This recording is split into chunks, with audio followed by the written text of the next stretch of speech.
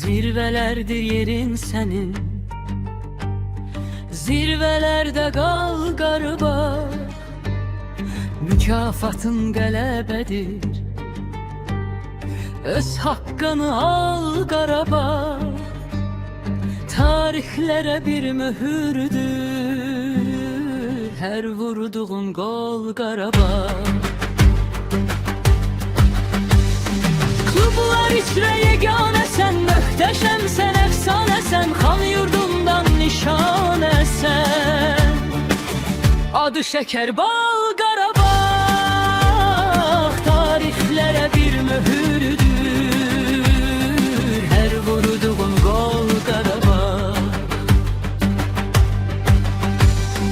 Eşqə döndü təqiblərin, sevdasısan qəriblərin, sənlə çıxan rəqiblərin, qalmır canda hal Qarabağ. Tarixlərə bir möhürdür, hər vurduğun qol Qarabağ. Klublar içrə yeganəsən, möhtəşəmsən, əfsanəsən, xan yurdundan nişanəsən. Adı şəkər bal Qarabağ, tarixlərə bir möhürdür, hər vurduğun qol Qarabağ. Nə vaxt yarış yaxınlaşır, meydansalar aşıb daşır, adın dillərdə dolaşır, nəğmə olub bu dünyaya.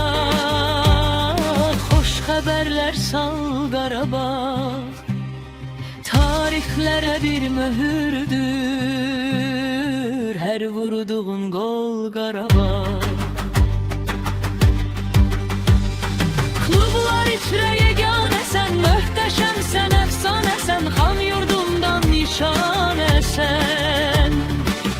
Adı şəkər bal Qarabağ, tarixlərə bir möhürdür, hər vurduğun qol Qarabağ. Rəqiblərin əşillədir,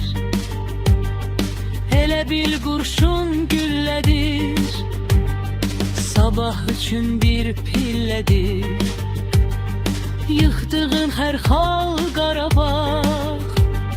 Tarixlərə bir möhürdür, hər vurduğun qol Qarabağ. Klublar içrə yeganəsən, möhtəşəmsən, əfsanəsən, xan yurdundan nişanəsən.